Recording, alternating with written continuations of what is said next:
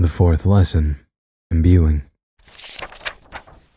The first three lessons have been mostly concerning human-spirit interactions. This lesson is a little different in the sense that, while you are still summoning a demon, it isn't going to be doing much interacting, as far as you know, at least. There are countless stories of various relics and items that apparently exhibit extraordinary powers, charms that bring luck, dice that always land fortunately, teapots that always brew a perfect cup of tea. I'm not saying every old lucky penny off the street is magical. In fact, they can be rather unsanitary. I suggest avoiding picking them up. But it is possible to imbue an item with a demon's soul. To carry out such an imbuing is a particularly tricky task. It tends to be dangerous, as most supernatural affairs are. You will need a few things beforehand. The usual summoning safeguards, self-explanatory. Refer back to Lesson 1 for a refresher. Your item. This can be almost anything you can think of. There's a sort of tradition surrounding what you can enchant with supernatural power. For example, the amulet I had you meddle with. Just try not to do something stupid, like shove a demon into a used sock. It's rude. A release. This is a piece of paper with a written dismissal on it. To release a demon from an item, you destroy the release. The process for an enchantment summoning is a little different than usual. Begin with the usual sacred location, at the usual ungodly hour of the night.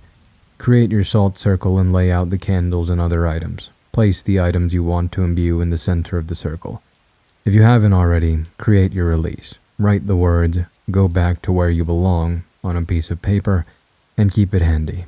Let me interject here to crush your dreams. You can't control an imbuing. You don't know what exactly your item will do. There are as many stories of cursed items as there are about lucky ones, but there is a glimmer of hope. There is a higher chance of a good enchantment if you are careful about your summoning. If you're crazy enough to do this sort of thing, then you may as well do it right. With your setup complete, it's time to begin. Focus on the item in your salt circle. Attempt to clear your mind of anything else. Call the demon to the circle, but this time, don't use the usual "I'm ready" method. The demons that can be used in imbuing are of a particular sort, the sort you really do not want to meddle with. Close your eyes and wipe every trace of fear from your mind. Ask if there is anybody listening. More likely than not, you will get a response. This could be a breeze, or a noise, whispering, or something. If you don't get any response, repeat the question, or leave and try again another time. If you get a response, ask the entity to enter the item in the circle. Here comes the tricky part. You will have to convince the demon to get into your item. This isn't dissimilar to, quote, the game, end quote, in which you will barter back and forth with the demon. It will ask you why you want it to go into the object, and you must give it a good reply. Demons will often willingly place themselves in items for the sole purpose of causing mischief, though it usually isn't hard to get one to agree. This in itself should be a solemn warning to you. It's impossible to give you a walkthrough of exactly what to say, as it isn't natural. You must be ready to think on your toes, and not do something of the utmost stupidity, like possess yourself. Believe me, I've seen this done. But as I said, imbuing is extremely dangerous. Allow me to tell you a story about enchantment and what happens thereafter. There is a little house in a quaint town somewhere, a more peaceful and pleasant place you'd be hard-pressed to find. The people are friendly, the birds love to sing. As in all things, you should never judge a book by its cover. Long ago, in the town's ancient history, someone desired a prize that was beyond this world. They wanted an object that would bring good luck and health to the people. You see, they weren't doing too well. A new sickness had come and already many families were caring for bedridden loved ones. The fields grew sallow and overgrown with the lack of care. A quiet, sickly pallor lay over the entire place. An individual, a young man, decided he had to take matters into his own hands. His mother and sister were growing weaker by the day with the illness, and he couldn't stand seeing his town decay. He delved into the religious text stored in the church, and when he found nothing that could help, he searched deeper. In the church cellar was an altogether different collection of literature, texts depicting the supernatural world and how to handle the entities found wherein. Although I can guarantee that they were nowhere near as interesting as this guide. The youth found a possible solution in one of these texts, enchantment. With fervor, he collected as many books as he could and brought them home. There he spent long nights poring over the words under a sputtering candle. Coughs and moans from his mother and sister permeated his concentration. This spurred his determination. He soon had accrued the knowledge he needed to enchant an item with a so-called, quote, healing power, end quote. that the text had promised. One night when the moon was new and a thick fog lay over the land, the young man went out into the woods until he found a forlorn clearing. He laid out his circle and placed a gilded candlestick from the church in the center. He prayed for a quick second before proceeding. "Are you listening to me?" the youth asked. An unnatural giggle sounded from the woods behind him. An icy grip clutched his heart, but memories of his ailing family gave him new strength. "Come into the candlestick," the youth said loudly. "Why?" the demon replied in an insane approximation of a little girl's voice. It remained unseen. "I am summoning you. I am your master. You will do as I say." The youth attempted a tone of authority. The demon giggled again, sending shivers down the young man's spine. "Your candlestick is awfully shiny. Did you steal it?" The boy blanched. Honestly, he had stolen it, but he knew it was for a good cause. He did not back down. "Come into the candlestick," he repeated. "Do you not want to? Look how pretty it is." The boy dared not move. There was a moment of silence, and then a chill breeze swept past the boy and into the circle. The candlestick rattled with a faint giggle. The air was still once more. Keen readers will note that the youth was missing something. Would you like to guess? No? Oh, alright. He didn't make a release. There was no way to release the demon, and I'm fairly sure the demon knew it. Why else would it comply so quickly? The young man dared not to dwell on what he had just done. He brought the candlestick home and set it in the bedroom where his sister and mother lay. There was nothing more to be done, so he waited. Days passed before the candlestick showed any sign of power. In a moment of desperation, the boy had thrust the gilded item into the clammy hands of his mother. Immediately, her breathing eased, and a rush of color returned to his face. Ecstatic, he did the same thing with his sister with similar results. He couldn't believe it. He had saved his town. Without hesitating, the young man went from house to house healing the townspeople. Cries of joy rang out, banishing the evil atmosphere that had plagued the air. Cries of "healer" and "bless you" followed the boy as he touched each sick person with the candlestick. Soon, he was stopped. The town reverend apprehended the boy in disbelief. "How are you doing this?" he asked. The boy raised the candlestick in joy. "God's will saved us." The reverend, who had tried everything in his power to aid his town, was skeptical. How could this boy brandish a metal ornament and claim a miracle? But the reverend soon forgot all about it. God worked in mysterious ways, and besides, the people were indeed saved. A year passed and the town flourished. The fields were brought back to their usual healthy productivity, and all was well. The candlestick had been set in the young man's home, and people often stopped by to give thanks and pray over it. And then, things went wrong. There were barely any changes at first. The sun seemed dim one day, and clouds hung over the sky menacingly. However, it was mid-autumn. This wasn't anything unusual. Then the flowers began to die. Every flower in the town wilted overnight. The crops followed soon after. Children began to go missing a few days later, and a figure was seen skipping through the trees bordering the town. Upon closer inspection, the figure turned out to be a little girl. Her laugh haunted the village at night. Immediately, the young man knew what was happening. The demon in the candlestick was haunting his town. He tried desperately to reverse the enchantment, but he couldn't. Eventually, the missing children were found in the woods. They were malnourished and terrified, but relatively unharmed. As they were led back to the town, the demon's giggle bounced among the trees. To this day, the demon haunts the town. It is permanently bound to the little gilded candlestick in the little house. The people of the town attempt to hide their dark secret under a facade of happiness, but every night the giggle comes. Sometimes, children go missing. Sometimes, they are found again. Often, they vanish forever. But the important thing is that the boy cured the sickness, right? These 4 lessons are the very basics of what you can do with entities from another world. I hope you read the stories tied to each one carefully and learned what you could from them. Now, I'm going to ask you to continue the tasks you have been doing in between each lesson. The next step after your little possession will come to you. It may take as little as a day, or it may take a few weeks. However long, you'll know when to proceed. The urge will return to you, and when it does, you'll follow it. I do hope it's at a convenient time. So return to the location that was written in the note and sit down. Your eyes will close and you'll fall asleep. When you wake up, you won't be in the same place. In fact, you won't even be in your own world. Think of it as a field trip. Look around you. Take it in. You're not in danger yet, so do take a good look. It's not every day that you get to be in between worlds. The imagery around you may be unsettling. All around you will be an interminable field of what can be best described as shadows. They will mend and shift and flash with a myriad of dull colors. Eventually, a figure will appear. It will appraise you, but you won't be able to make out its features, no matter how hard you try. This is the entity you've been communicating with throughout your instruction. It will greet you. "Hello," it will say, addressing you by name in a friendly yet unsettling manner. "I have just a few more tasks for you." It will continue. "Thank you for helping me so far. You have been simply wonderful." It will then beckon and walk away. Follow the figure until the world around you calms and brightens into an almost pure white color. Soon you'll be able to make out shapes that will harden in definition until you will realize that they're normal objects. Houses, trees, rocks, and people. They'll have a ghostly translucent quality. A hushed whisper will sound all around you. The figure will lead you throughout this world until you reach a little old house with an overgrown lawn and an ancient willow tree. You will enter the house and enter a room with a large painting hung on the far wall. The painting will depict a man sitting in an ornate chair in a well-decorated and comfortable room. The man will be very handsome, with piercing eyes and a devilish grin. The figure will stop and turn to you. "Touch the painting," it will tell you. Do so. As your fingers brush the canvas, you will feel yourself waking up. Before you return to consciousness, you will see the figure looking at you with a devilish grin. "Thank you," I will say, stepping through the painting as you slip away. In conclusion.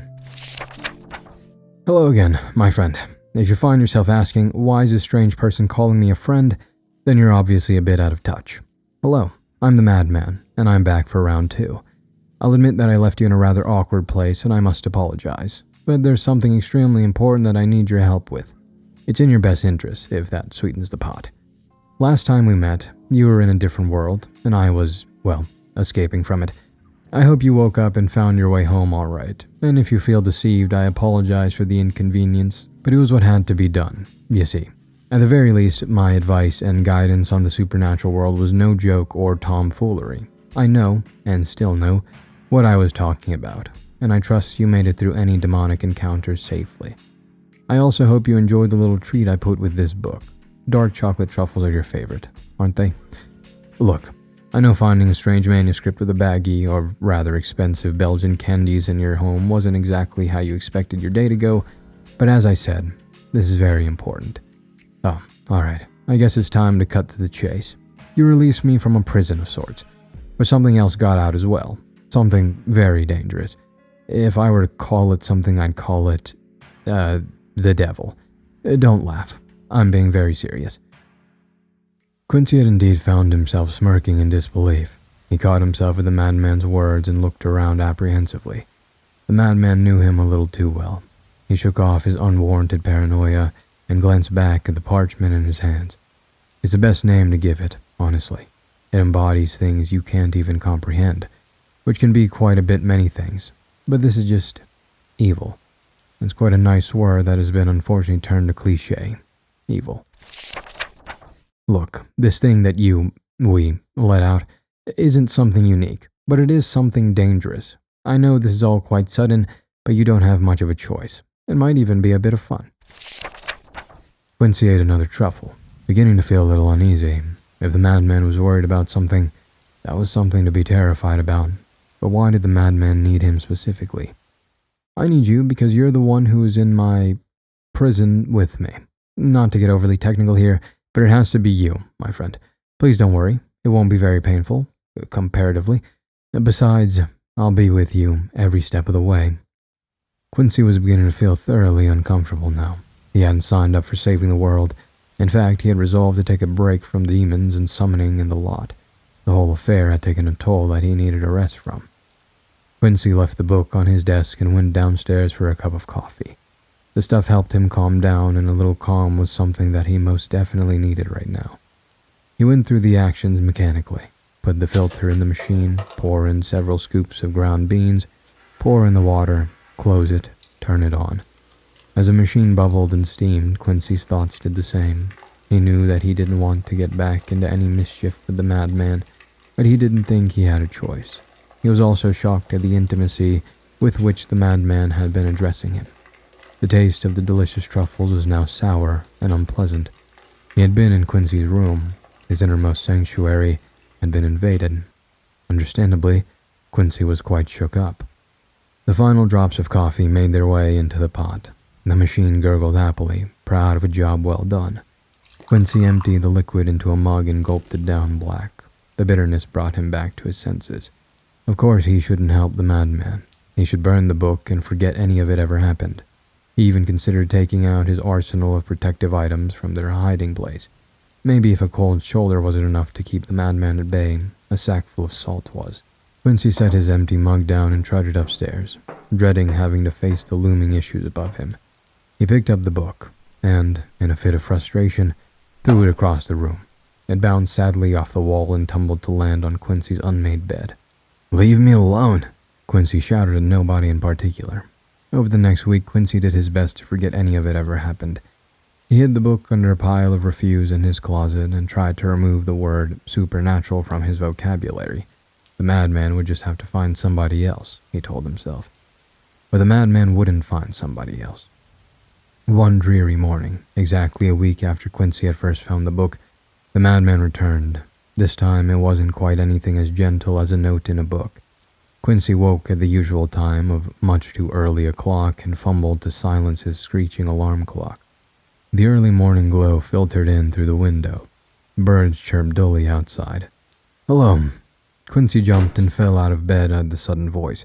He scrambled to his feet and backed hastily away from the bed. Looming over the bed was a man. He was tall and handsome, with piercing eyes and a devilish smile. He had a very sharp, handsome jawline and flawlessly styled hair. "Hope I didn't startle you," the madman said, his smile spreading into a grin. Quincy's heart dropped to his toes. "What?" he stammered. "You look startled. Did I startle you?" Yes. It's you. The madman. It really is you." Quincy managed to stop his stammering and fumbling for his phone. The madman patted himself in mock surprise. "It is. Oh, would you look at that? It is me. Good detective work, Quincy. Oh, what are you doing?" Quincy had dialed 911 and put the phone to his ear. "I need the police." Quincy didn't even finish the sentence before the line was cut dead. Static filled Quincy's ear as he dropped his phone and faced the madman's bemused expression. "What'd you do that for?" the madman asked. "I told you to leave me alone. I don't want any part of it." "I didn't want any part of being stuck in an interdimensional prison for 6,000 years, but it happened. Sometimes things are unfortunately out of your control. This is one of those things." "I won't do it." "Don't be selfish, this isn't all about you, you know." "Why do you care so much anyways? You never even told me what I have to do or exactly what happened." "I thought I made it pretty clear." The madman carried a note of genuine indignation in his voice. "The devil followed you out of hell. Clear as day. Excuse my ignorance." "Yes, it is clear as day." The madman seemed genuinely confused. "Well, not to me," Quincy said, crossing his arms. "You saw what the demons can do," the madman said. "Firsthand, you taught me how." "Yes, well, it's not pretty, is it?" "No," Quincy replied, shuddering involuntarily. "Well, imagine something 1,000 times worse, something you really don't want to mess with." "You said it 100 times. Why should I care?" "Do you like living, Quincy?" "Yeah, I like living." "Then you should care, because nobody will be doing much living if you don't help me." Quincy was about to reply when the madman cut him off. "Oh, and it is sort of your fault." "What?" Quincy was outraged. "Well, you were the one who let me out." "Don't you dare blame me. You tricked me. You're the nasty, manipulative, conniving demon here." "Ouch. Harsh. But then again, fair point." There was a long and awkward silence. "So, are you in?" "I don't have much of a choice, do I?" "Nope." "Can I at least get out of my pajamas?" "As long as you get into something else," the madman said distastefully. "Besides, I have to do a little hunting. Be back soon." Before Quincy could react, the madman was gone with all the noise of a snowflake falling onto a feather pillow. Quincy wanted to believe it was all a dream, just a fantastic, ludicrous dream. But he knew it wasn't. With a sense of great dawning responsibility, Quincy dressed himself appropriately for saving the world. 2 old sneakers, 1 pair of jeans with holes on both knees, and a college football jersey later. He was ready. The next step was to retrieve his protective items. Quincy opened his closet and withdrew the gimmicky wooden chest in which he had stuffed all the materials he needed for summoning. He laid them out carefully: a large Ziploc gallon bag of sea salt, an assortment of red wax candles and collection of heirlooms that served as items of power. Like a hunter choosing the perfect arrow, Quincy selected his item. It was a plain gold ring on a plain gold chain, a relatively unremarkable trinket to look at, but it had belonged to Quincy's grandmother and had been in the family for generations. "Is that a Ziploc bag?" The now familiar voice cut through Quincy's remembrance. "You have to stop doing that. Learn to knock." Quincy turned as he retorted to see the madman looking down at him with amusement. "Your salt. It's in a big old plastic baggie." "Yes? So?" "Oh, nothing. It's just a little sketchy is all." "It's all I had." "If you say so." "Ah, good. Your item of power. That's a strong one. I can feel it from here." "Are you sure it isn't sketchy?" Quincy said bitterly.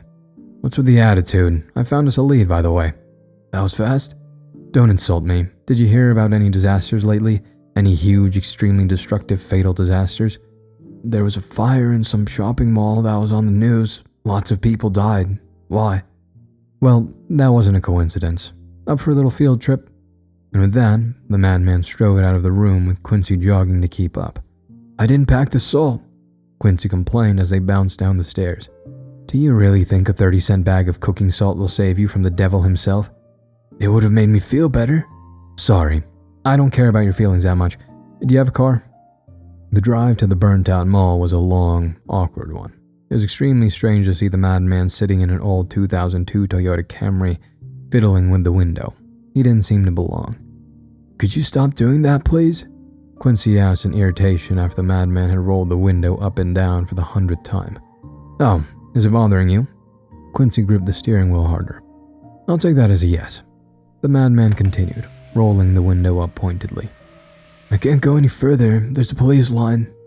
Quincy stopped the car several feet away from the hefty fortification of yellow tape and white wooden barricades. There were several police cars parked with their flashing sirens spinning silently. Officers stood stolidly, barking at pedestrians and news crews to stand back.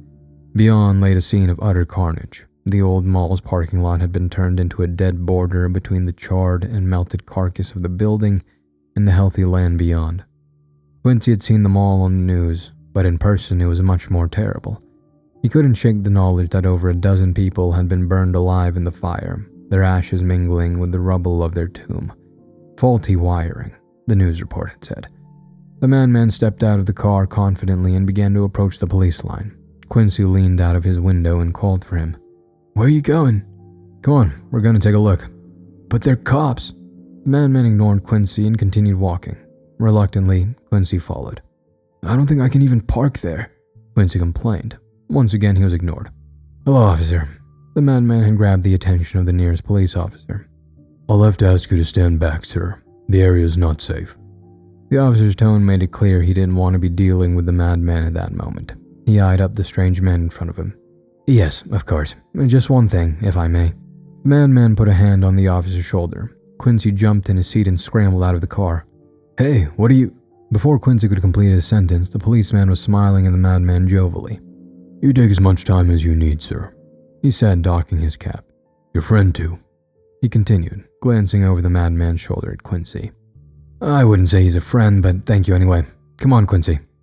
The madman swept past the officer and ducked under the caution tape. Quincy jogged to keep up. As he passed the cop, he noticed a dopey smile on the man's face. His eyes were glazed over and skated over Quincy as if he wasn't there. "What did you do to that cop?" Quincy asked as he caught up to the madman, who was gazing at the ruined mall pensively. "You did something to him. He's all loopy now." "I did do something. You're right. I don't know how you're always so observant, Quincy." The madman's voice was loaded with enough sarcasm to floor an elephant. Quincy gritted his teeth and glanced back at the officer. "Will he be okay?" Quincy asked. "Who cares? Look at these burn marks." "Will he be okay?" Quincy said again, in a more slow and pointed manner. "Yes, he'll be fine. You should be more worried about yourself. Have you seen that shopping mall?" Quincy turned his full attention to the destruction in front of him. Up close, it was an even more gruesome sight. "Are those—" "Body parts, yeah. Ooh, look, somebody dropped something." The madman bent over and picked something up from a pile of shattered concrete and held it up. Quincy almost vomited. It was a human finger with a diamond wedding ring perched below the second knuckle.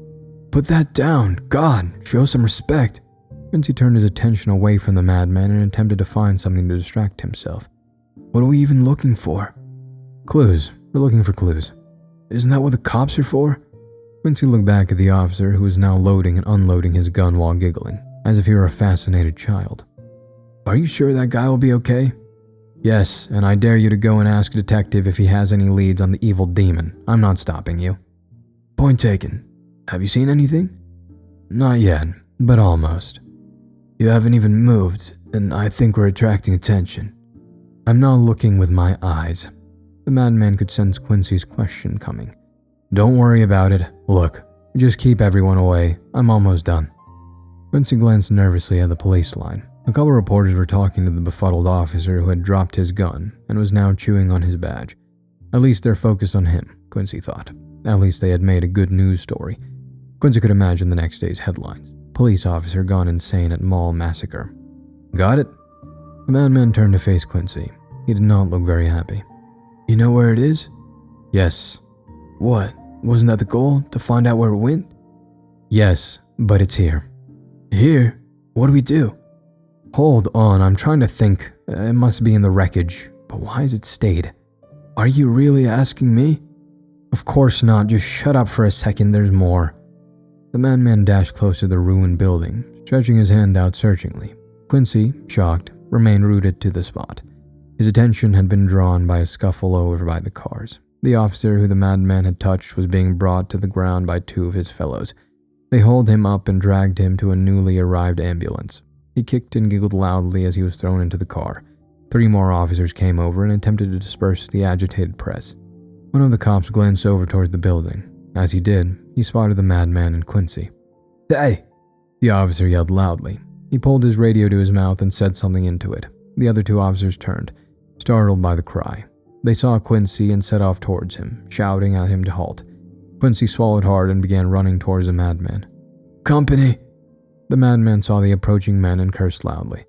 Now I have to kill them. What? No, let's just go. Quincy grabbed the madman's arm and pulled him toward the building. The madman reluctantly broke into a run that matched Quincy's. I don't think you want to go in there, the madman said darkly. Better than being arrested, Quincy replied. They reached the looming husk of charred metal that was once a pizza restaurant and entered. The building had collapsed in such a way that the interior of the shop was almost cave-like in nature. The outside light, though mere feet away, didn't seem to penetrate very far into the inky gloom ahead. Suddenly, the sound of grating metal and cracking plaster came as the doorway collapsed. Unseen bits of dust and pebbles of concrete dribbled into Quincy's head. Instinctively, he reached out to feel for the madman. Hey! Quincy's hand had connected with the madman's back. Oh, it's just you. Did I scare you?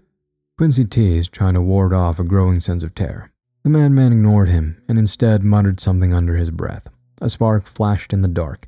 It caught and exploded into a crackling orange flame, flooding the room with a warm light. Quincy could see that the madman held the fire in his naked palm like a torch. You really got us into a mess here, the madman said dryly. Can you feel it? Quincy swallowed hard and nodded. There was an overpowering sense of dread in the air. It was unnatural and off-putting. Quincy felt as if he was on the brink of bursting into shivers or fleeing for any possible exit. Ahead lay only blackness, a darkness laden with an unseen horror. I feel it, Quincy whispered. Stay close. Don't trust anything you see in there, Quincy. Nothing. The madman raised the fire. He could see the door to the main mall space which had been spared the fire's wrath, past the soot-covered entrance. However, nothing but silky black could be revealed. We're going in there? We can't go back. It's not letting us. Why did you let me go in here if you knew this would happen? Right. Blame me if it makes you feel better. Quincy didn't reply. He was seized by another wave of anxiety and panic that he had to fight to control. Let's just go, Quincy said through gritted teeth. Let's just get out of here. He continued, more quietly this time. The madman took the lead, stepping one hesitant foot into the pool of ink ahead. The safe glow from his palm was almost useless. It was as if the tendrils of darkness were snuffing the flames like so many reaching, clawing fingers. Follow the light, and follow it close. With that final vocation, the madman disappeared into the void. The light with which Quincy had been looking at eagerly was suddenly gone. Quincy's heart dropped to his shoes. He took several steps after the madman, reaching his hands out in a vain attempt to make contact. Hey, wait up! Quincy's voice sounded faded and muffled. It was almost like he was surrounded by a thick curtain. He couldn't see anything. "Come back!" Quincy's voice broke. The cry was more of a plea. Quincy was beginning to panic. His resolve failed, and he decided to get back to the pizza restaurant. He'd only taken a few steps into the mall after all. Quincy turned, took a step, and promptly ran into a hard obstacle. His forehead collided with a slab of concrete, a wall. A sob escaped him. That wall wasn't there before. There was supposed to be a doorway. Had he gotten lost in the dark? He spun, hands grasping in the dark, hoping to find something, anything, that would bring him to salvation. "My phone!" The revelation came like a bolt of lightning. Quincy fumbled at his jeans, trying to fish his cell phone from his pockets. He grasped it, turned on its flashlight, and swung it up. As he did so, an unseen hand grabbed the phone and jerked it into the dark with inhuman speed. The light, like the madman's fire, was extinguished. Quincy's heart stopped. He fell to the floor, breathing so hard and fast he thought his lungs would burst. What was that? What was... Oh, God. What? His thoughts raced at an impossible tempo, leaving him incapable of rational thought. He remained there for what seemed like an eternity, hyperventilating on the cold floor, trying desperately to see what could not be seen through the shroud that covered his every sense. Quincy had never experienced true terror. He was no stranger to fear, but what gripped his heart now was different than fear. He could feel it, taste it, smell it. A festering, ancient sense of utter dread. He was alone. Oh, so alone. A pattering of footsteps sounded from behind Quincy.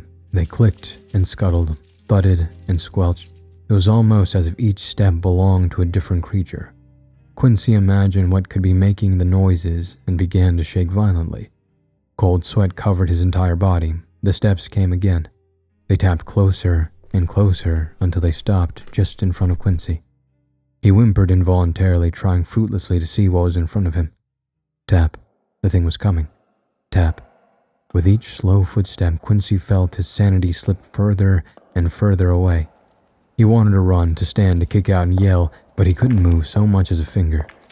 Tap. Tap. It was right on top of him. Quincy squeezed his eyes shut instinctively, waiting for the moment of impact. "Hey!" Quincy opened his eyes.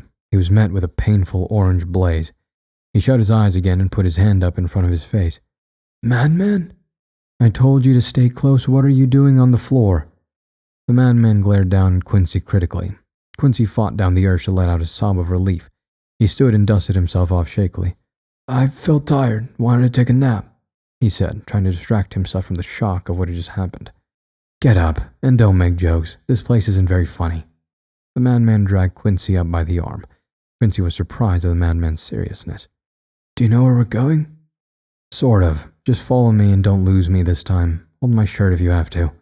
The madman began walking again, barely giving Quincy enough time to grab his shoulder and follow. They continued in silence, skirting any obstacle they came to. Quincy felt much safer in the company of the madman, yet he still felt the underlying unease that seemed to infest the entire building. They walked for what seemed like an eternity. Each minute that passed felt like an hour. Quincy's nerves were still rubbed raw, yet nothing else happened. The ruined mall was completely silent. Suddenly, the madman stopped moving.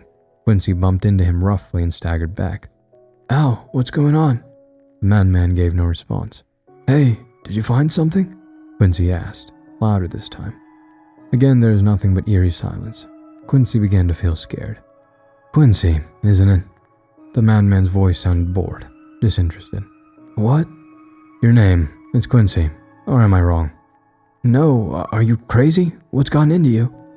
"Is that what they call me? The madman. Am I crazy?" Suddenly the madman whirled onto Quincy. He held the ball of flame out threatening, illuminating his face from the bottom. Quincy stepped back in shock. The madman's face was contorted evilly. His usually handsome jawline was tightened and twisted into a leering snarl. "What?" Quincy tried to speak, but fear closed his throat. "Am I crazy?" The madman repeated slowly, putting a dangerous emphasis on each word. "No, I wouldn't say so," Quincy said nervously, taking another step back. "It's very scary in here, isn't it? If this is your idea of a joke, I want to remind you that we have more important things to be doing." Quincy finally found the resolve to feel angry. "More important things." The madman repeated the words, musing over them thoughtfully. "Like hunting the devil." In an instant the madman was gone. In his place was an impossibly black silhouette. Quincy's heart stopped. There was no way he should be able to see whatever it was that had taken the madman's place. The fire had been extinguished and there was absolutely no light, yet the thing before him was darker than the blackness that surrounded it. It was like a void, creating a stark contrast with every fabric of reality. "You're not the madman," Quincy whispered hoarsely. He was at a complete and terrified loss for words. "Did you figure that out yourself, Quincy?" The creature bent forward, lowering its ragged head to look Quincy in the eyes. "Where is he?" Quincy said in an even meeker tone. He could sense an overwhelming power emanating from whatever was before him. He didn't have to be told that he was completely powerless to protect himself. "That is a good question. Why are you here, Quincy? What did he say to you to convince you to come here with him?" "He said I had to save the world." Quincy answered without thinking, like he was forced to speak. "The entire world. He thinks rather highly of me. Do you think I could destroy the world, Quincy?" "I don't know," Quincy replied truthfully, if not against his will. "What are you?" As soon as the words left Quincy's mouth, everything changed to sudden brightness. The darkness that had so greedily clung to every available space was, in an instant, gone. Quincy found that he was standing in the middle of the destroyed mall. Large beams of sunlight spilled down from the ruined roof above. They gloomily illuminated the sad, charred, and empty skeletons of shops, fountains, and planters. Quincy automatically looked around for any of the horrors his mind had created earlier, but there was nothing to be seen. "Where am I?" The question drew Quincy's attention back to the creature. To his surprise, the looming dark monster was gone. In his place sat a child, raven-haired and pale-faced. The boy looked up at Quincy and smiled hollowly. "Surely the madman told you what I am." The child stood, smiling thinly at Quincy. As Quincy watched the boy change grotesquely, his spine arcing rapidly and his short black hair growing and graying at an alarming rate. His face, once youthful, chiseled with age. Canyons of wrinkles now sprouted from the corner of his eyes and crept down his face to loose, thin jowls that hung off his tight lips. "The devil," Quincy whispered, his voice muted with terror. "No," the creature crooned, its youthful voice now a wizened croak. "I'm your worst nightmare." He took a step forward, smiling wide, until half of its decrepit face was swallowed up in that evil smile. Cliché, boring, overall a 3 out of 10. The creature paused his change. Quincy recognized the voice, but he dared not look away from that smile. The madman stepped into view behind the creature, chin up, shoulders squared, and a look of refined smugness on his face. The creature's eyes never left Quincy's. "I was about to have some fun," it said with the tone of a child made to go to bed early. The change in voice was so sudden that Quincy nearly looked around for the newcomer. In an instant, the creature was a young boy again. "I was about to have so much fun," it said furiously, whirling on the madman. "It's time to go home," the madman said coolly. "It's time to go home," the boy mocked. "Maybe it is time. On the other hand, maybe it isn't." The boy screeched like a banshee and leapt at the madman like a crazed wolf. They fell to the ground together, writhing and twisting like a knot of snakes. Quincy watched, dumbfounded. He wanted desperately to run, but something kept him transfixed. He watched the bizarre fight, boy against man. With a heave, the madman threw the boy off, sending him skidding across the ruined tiles. The madman reached into his jacket and pulled something out. It caught the light. Quincy gasped. It was a mirror which he had buried when he had read the madman's guide. "Quincy, take this." The madman tossed the mirror to Quincy, who caught it with a fumble. "What? Why?" Quincy glanced over at the boy, who was starting to get up. He was changing, growing taller and thinner as he peeled himself off the ground. "No time for stupid questions. When I say so, break that mirror." The boy was now fully standing, but he was a boy no longer. It was as if some great hand had stretched his pale limbs like taffy. His hands, attached to boneless wrists, coiled on the floor. His neck teetered under his head, which was now several feet higher in the air. The monstrosity flailed its arms toward the madman and screeched as it broke into a lopping, uneven charge. The madman met the beast at a full sprint. Once again they clashed, but this time the madman was engulfed in a tangle of tentacle-like limbs. A series of cracks sounded and the madman yelled out in pain, "Now! Quincy, break it now!" Quincy brought the mirror down on the ground with all the force he could muster. It shattered into a million shards and threw them in every direction. Quincy looked up, only to see that the ruins of the mall were empty. The madman and his assailant were nowhere to be seen. A sudden flash of white-hot pain flashed behind Quincy's eyes. He fell to the floor, clutching his temples and groaning. From somewhere floated an echo of a voice.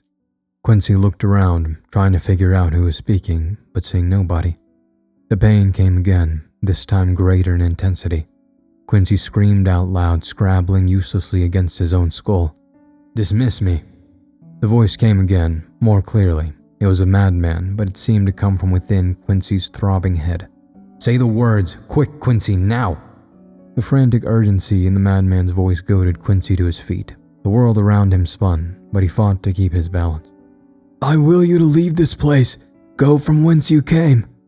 Quincy yelled out into the ruined mall. Silence followed. It was a pure silence, like the calm that comes when the final raindrop has fallen, when the last bolt of lightning has been cast. Quincy dropped to his knees. "Madman," he said weakly. There was no reply, and no more pain. Mercifully, Quincy fell into unconsciousness. Quincy woke in his own bed. He thought about the strange nightmare he had just had. The memories trickled in slowly, still shrouded in obscurity. His heart began to hammer. None of it was a nightmare. He had been in that mall. "Calm down, kid." Quincy then noticed a figure in the corner of the room.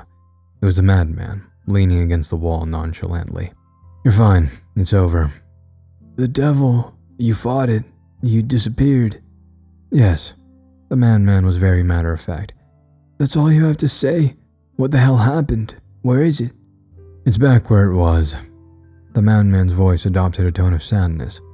"And, as it seems, so am I. You're dreaming, Quincy, but you'll wake up soon enough." "Why did you tell me to break that mirror? Are you going to tell me what really happened?" "No, that'd take far too long, and I don't think you'd understand it. I'll give you the quick version, though. When you read my guide and freed me from that painting, I became tied to you. It wasn't that different from a normal summoning, really. The mirror was a part of the ritual. It was my anchor to your world. But the thing that followed me out, it was also tied to you. To the mirror." "Breaking the mirror broke the summons," Quincy said, understanding. "That's why I could dismiss you. Both of you." "Yes." "But you're stuck again. With that thing." "Yes." "Well, way to waste my time. I went through all sorts of hell to get you out, and then went through some more just to put you back." "Go ahead, throw a pity party. You're alive at least." "Aren't you upset? You know, being a prisoner again and all?" "I shouldn't have ever left. I have to be here. You wouldn't understand why." "To keep an eye on whatever followed you out?" "Yes, something like that." The madman crossed to Quincy and put out a hand. "We aren't going to see each other again. I want you to burn my guide and forget this demon business. I have no idea how you survived this long, but it would be a shame to see you die. You've been so very entertaining." Quincy took the madman's hand and shook it. "It's certainly been something. Bye, madman." Quincy didn't want to dawdle with pleasantries. He wanted to be home safe as fast as possible. "Goodbye, Quincy." With that, Quincy woke. He was still on the floor of the ruined mall, alone. 2 police officers stood over him, shining their flashlights into his face. "Kid, what the hell are you doing in here?" one of the officers asked. "Long story," Quincy muttered, vowing never to so much as say the word demon ever again. Ooh-wee. Alright, I think I said that I was going to narrate this story about a month or like a few weeks after the old one. The part 1 aired when I'm recording this literally today. It is available now on November 20th. And it's doing real well. It's doing very well. It's a 1 out of 10. Super pleased to see that. I really liked this story. This was awesome. But, you know, the reason that I read it a little bit earlier than I said I would is partly because I recorded the first part about a month ago now. It has been a while. I record these and then they're scheduled for a week or 2 in advance in the case of an emergency where I can't record something, so that if I miss a week, everything will be hunky-dory. But yes, this is part 2. I will put all of it together and release it in a couple weeks, again, just to give it some buffer time. And the reason that I don't just put it all together now is because if I put it all together later and release it, I can take 1 day off, or 2 days off. 1 day of recording, 1 day of editing, or sometimes 2 days of editing. This one will probably be 2 days of editing. Anyways, super awesome story. That was super fun Part 4 I thought about including in the last part, which I probably should have because the conclusion was completely separate, but I had real fun voicing all of this because for the voices of parts 1 through 4 of the actual guide, I got to read the story as the Madman. Super easy to edit, of course, and there's not much voice effects or sound effects because it's a guide being read, and so it was in the voice of the Madman, which is sort of my narration voice mixed with my natural voice, and I combined those two things a little bit. That's why Quincy, who is technically speaking the main character, didn't have, the normal voice that I give for main characters, which is more or less this one. I really like the ending there too, especially the in conclusion. I knew obviously that parts 1 through 4 were leading to like some demon being released or this Madman dude being released or whatnot. I mean, it's just how things go, right? We've all heard hundreds of these stories, read hundreds of these stories. But I love the demon and human interaction. Obviously, I'm a big fan of The Devil's Due, written by Will Rain, narrated by Vidith22. One of my favorite creepypasta stories on YouTube. If you haven't listened to it for some reason, absolutely 1000% go recommend that. Will is an awesome dude, one of my favorite authors, and Vidith is an awesome dude, one of my favorite narrators. And that story is about a demon and a dude like teaming up, and it's really fun, really quirky, real funny. And this one had a lot of that humor. The Madman had a very similar vibe of humor, sarcasm, and stuff, and I really, really liked it. And the cluelessness of the quote-unquote main character, Quincy here, was great as well. Super awesome. Super great story. I hope I was able to design most of the sounds in the latter part because that was actually happening and I wanted to design those things. But very fascinating story. Let me know what you thought about it in the comments. I really, really liked this one. This was super good. And I hope that it was very good for you as well. And I hope that you will go ahead and listen to the full version, even though you've probably heard part 1 and part 2 here, just so that I can get a couple more views and you can experience the full thing together whenever that comes out, probably in a month or two. But yeah, thank you so much for listening. I will see you in the next one. Ego Volt Anima Vestra.